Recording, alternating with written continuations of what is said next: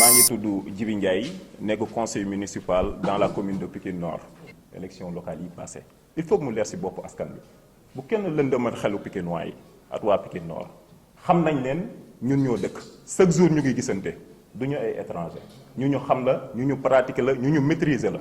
le maire Amadou Diarra nee na bu kenn jaaxle lii yëngalu ko parce que lépp lu ñu ci wax du dëgg te suñu demee ba ci biir dans une semaine di ngeen gis ne li ñu wax yëpp du dëgg moom nag dina génn dina wax incha allah dafa xaw a feebar su ko yàlla mayee wër dina jóg wax mais ñun rek mën nañ leen a tontu parce que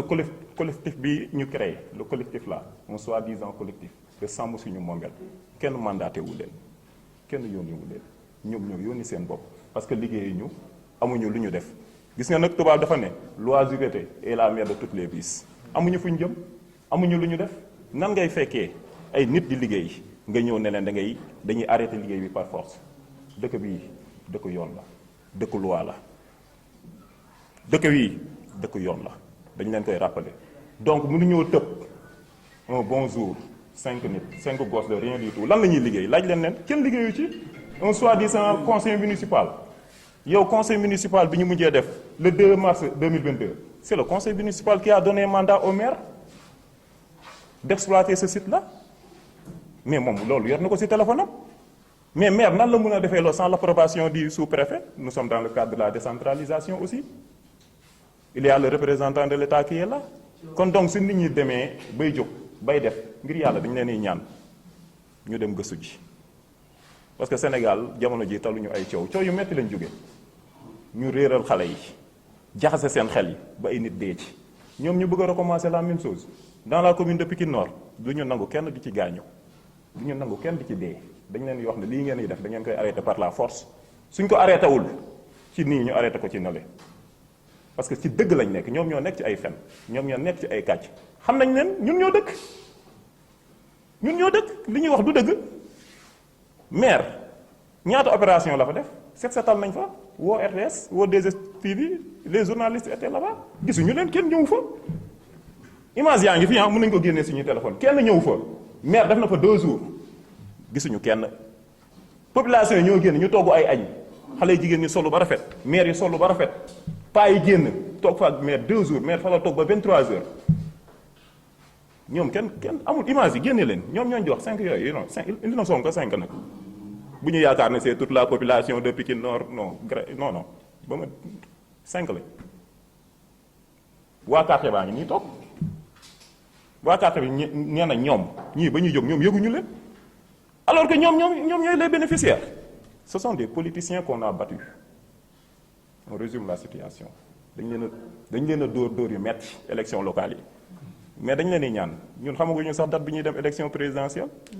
réew mi dafa ma yeggal xamaguñu sax réew moment bi ñuy dem élection présidentielle dañ leen di ñaan y a un conflit qui est là un conflit de territoire le maire de la ville de Guédiawaye dafa empiéter ci suñu territoire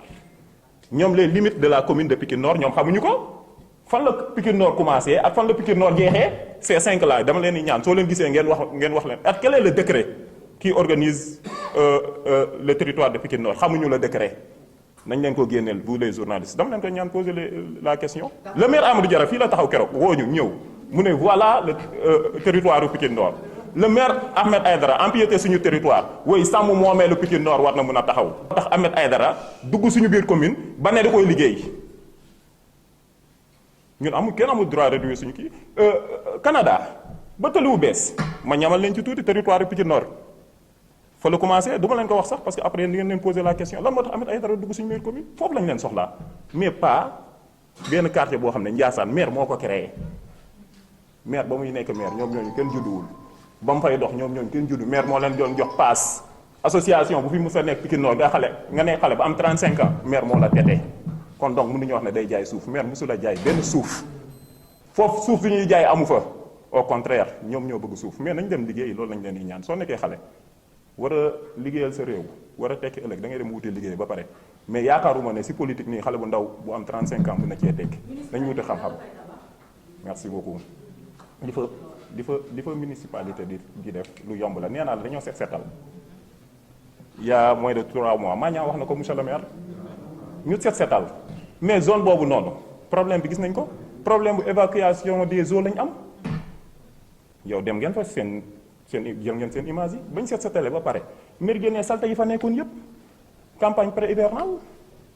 mais actuellement nii mbalit mi dafa ñëwaat parce que sénégalais yi au lieu oto mbalit ñuy dem di tuuri mbalit mi ci oto mbalit mi dañ koy sotti ci biir kii bi mu fa taat waa quartier bi ne maire il faut que solution am maire na leen comme que conseil municipal délibéré na préfet approuvé na le 2 mars 2022 mais leen man ma indi loolu ma fatt loolu su ko defee fi ñuy sottee du ñu sotteeti su ko tëjee maire loolu la doon defar démb mais ñoom indiscipliné non dañ koy tëj image yi gis ngeen ko man tey bi ma jullee fajar fa laa wér de ci kaw laa taxaw dañ koy ñaari kii la nii après ñu tëj ko ba ngi du ko mun a sànneeti ba mbalit di fa dugg ba muy fatt loolu la ñuy defar cela n'existe que dans leurs imaginations seen xalaat la dañuy gént di wax ñoom li ñuy wax maîtriser wuñ ko de tey ñu ne la 16 hectares suba ñu ne la 3 hectares ñu ne la ay papier li ñuy wax xamuñu ko bis bu ñu ko xamee ñu ñëw jàkkaarloog ñun wax ak ñun Amadou Diarra nee na xol yi dal xel yi féex ñun nag poos yu def dara boo ñu tax a jóg parce que réew mi jamono ji dafa metti question bii nga posé soi-disant collectif bi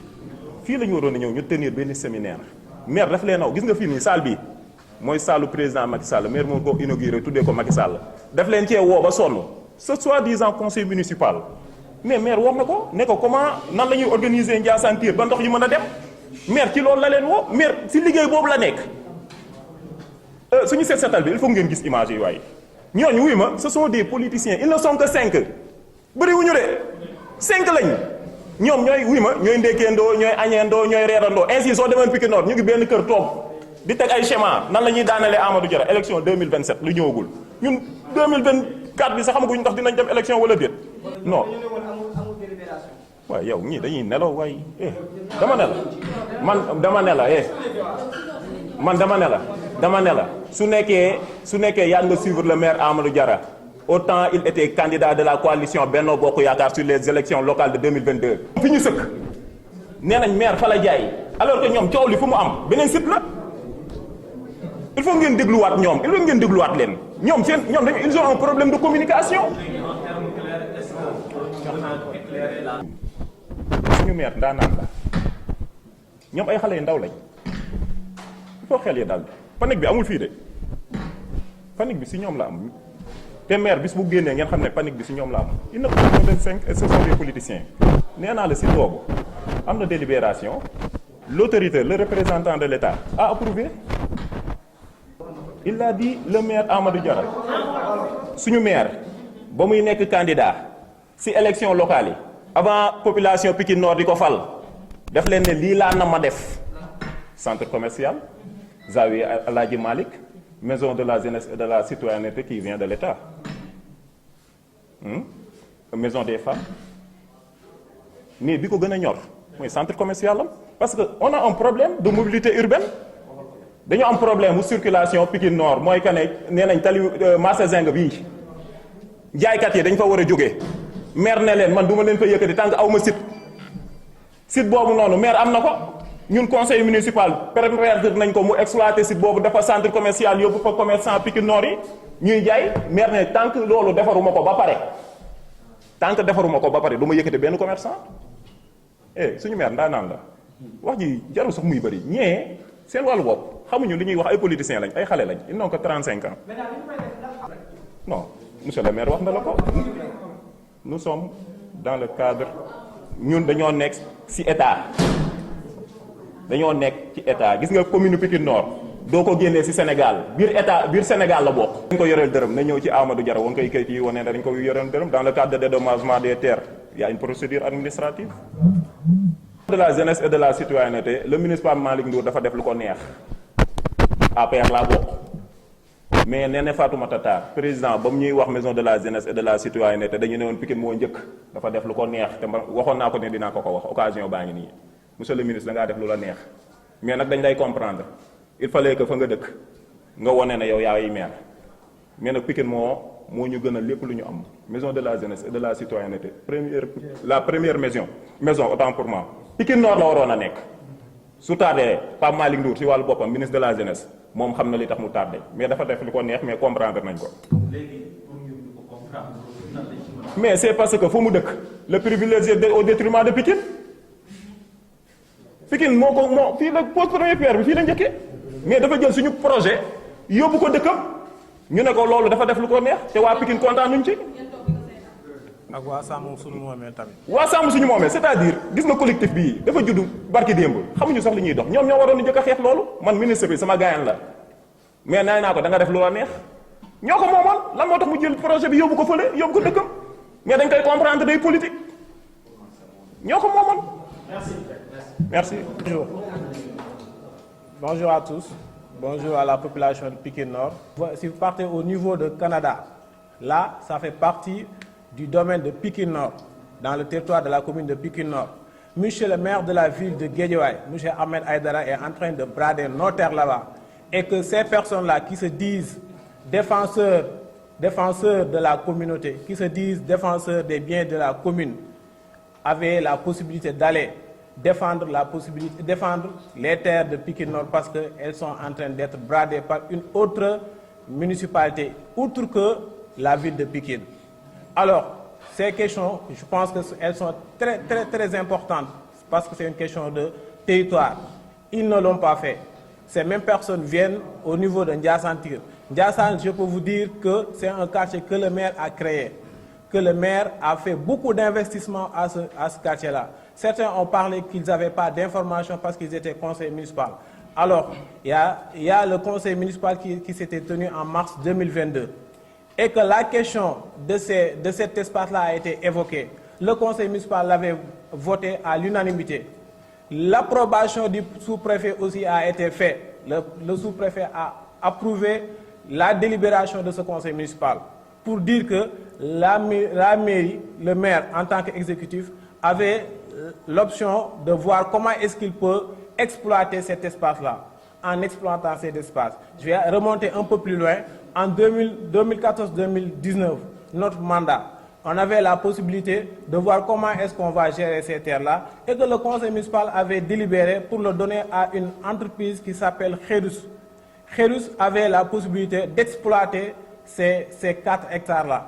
Même eux, dans leur communication, ils ont parlé des 16 hectares. La personne qui a dit qu'il y avait 16 hectares et que l'arène nationale, en construisant cette arène nationale, les 16 hectares ont été pris, donc il reste 16 hectares. Je pense que cette personne-là n'a pas toutes ses facultés de faire la soustraction. Donc, s'il dit qu'il y avait 16 hectares et que l'arène nationale avait pris les 16 hectares, il ne peut pas rester 16 hectares. Donc, dans le site où on parle, il y a 4 hectares, moins de 4 hectares, presque 4 hectares. Et que ces 4 hectares-là, c'est pour divers projets. Il doit y avoir là-bas la maison de la jeunesse et de la citoyenneté. Il doit y avoir le centre commercial de Pikine Nord. Il doit y avoir maison de la femme. Il doit y avoir maison des handicapés. Il doit y avoir le Zawiya Cheikh Omar Foutiyou Tall. Il doit y avoir une école élémentaire. Donc, ce sont des projets qui ont été votés ici, dans cette salle, par le conseil municipal. Et que si des conseillers municipaux ont été là, l'arène nationale devait être érigée là-bas, ils ont été dédommagés. Donc, personne ne doit se mettre là à dire que j'ai des terrains par-ci, j'ai des terrains par-ça. Donc, qu'il ne nous tarde pas. Nous, ce qu'on a à faire, on va le faire. Et merci beaucoup par rapport à la presse de nous avoir permis, de nous avoir donné la chance d'éclaircir au moins la lanterne de certains Pikinois, surtout précisément ceux qui sont dans le quartier Ndiassane, qui vraiment ont beaucoup salué le travail du maire. Ils ont même dénommé le boulevard Amadou Diarra parce que c'était un boulevard où c'était même des dépotoirs d'ordures où personne ne pouvait passer. Quand on a fait le CCTL, le grand CCTL avec grande pompe, vraiment c'était une avenue très claire, très lisible et où aussi on a mis beaucoup d'argent pour au moins éclairer cette avenue-là avec les lampadaires avec trois boules. Donc je peux dire, dans ce quartier Ndiassane, notre bilan, Ndiassane en fait partie, occupe une grande place. Alors ceux qui sont là à dénigrer, on les laisse faire ce qu'ils font, mais nous on continue le travail. Merci beaucoup. Pour ça, je n'ai pas de réponse à donner parce que quand on vendait ces terres-là, nous on n'était pas encore maire de cette commune. Parce que cette commune-là, nous, on l'a gagnée en 2014. Allez leur demander ces délibérations ou les actes de vente qu'ils ont, ça a été daté de quelle année? Donc nous, on ne donne pas de réponse à ça. Ce qu'on a montré est que toutes les parcelles qui sont là-bas ont été dédommagées. Et si vous allez au niveau de la sous-préfecture, vous verrez la liste de toutes les personnes qui ont été dédommagées. Donc ça, c'est la procédure administrative. Comme je vous dis, une municipalité ne peut pas venir, ce n'est pas une boutique qui vient pour acheter ou faire ce qu'il veut. Tout ce qu'on fait, on le fait dans les règles de l'art en passant par les procédures normales et légales. Sans procédure normale et légale, aucune activité ou action ne peut pas se faire parce qu'il y aura forcément l'approbation du sous-préfet. Donc, on ne peut pas venir comme ça et faire les choses voilà, comme si on n'était pas dans une administration sérieuse. Essayer de mettre des barrières pour empêcher l'eau qui vient de l'autre côté venir à Ndiassar, mais de permettre aux autres eaux qui viennent de Ndiassar d'avoir la possibilité de passer. Ce qu'on est en train de faire, c'est des canalisations, c'est de l'assainissement, c'est des bassins, c'est en soi un poste qui peut recevoir toutes ces eaux-là, que ce soit usées, quelques ou eaux de pluie qui viennent, qui peuvent être déversées là-bas. C'est pourquoi vous avez vu des irritoires. Maintenant, ce qui a été dit, c'est leur version. Donc ne croyez pas que cette version est la bonne. Ce qu'on vous donne, nous, en tant qu'administration, prenez-la, c'est la bonne version.